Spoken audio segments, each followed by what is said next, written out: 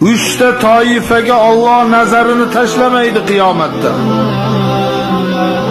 3 xil kimsaga Alloh qiyomatda nazarini ham tashlamas ekan. Sen meni bandammisan degan bir u savobi boshqasini qo'yavering.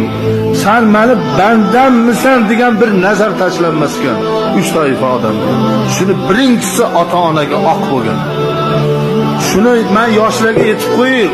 O oq qildim deb qarg'ashi shart emas. Yig'latdingizmi?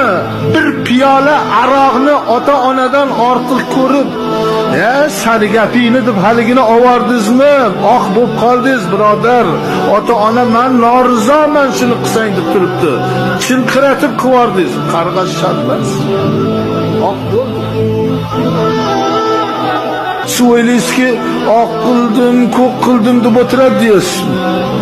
Ana shu yig'latdimi, onaga do'q qildimi, so'kdimi, otani yoqasidan ushladimi, otaga xezlandimi, adoy tamom bo'ldi.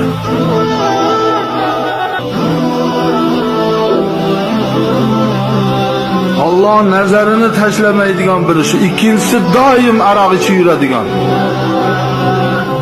İçib tashlagan boshqa. Doim. Namozni ham o'qib chiqib boruncha otib qo'yadi. Ya'ni ertasiga namozni ham o'qiradi. Mudminul xamr deydi. Alloh bunga ham nazarini tashlamas ekan. Uchinchisi val mannanu atahu, berganini minnat qilaveradigan. Biz ham berganmiz, masjidga biz ham beruvdik. Biz beruvdik, ana 100 so'mida uradi. Berganini minnat qilaverganga ham Alloh qaramas ekan. Bas deb minnatchi bas bo'ladi. Pas odam. O'ng qo'ling berdimi, chap qo'ling bermay qo'ysin. Deb e'lon qilgan nima kerak? Minnat qilgandan juda yomonda minnat. Qusuvni qusib yana yalagan bilan baravar.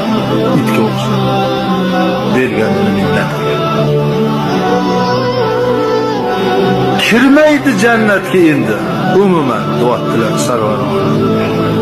Ota-onaga oq bo'lgan, mana yana keladi.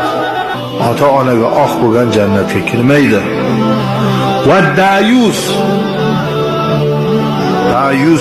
ham jannatga kirmaydi. Choy ichib o'tiribdi bolalar bilan. Kelin qani, xotiniz qani? Emiratga ketgan tijoratga.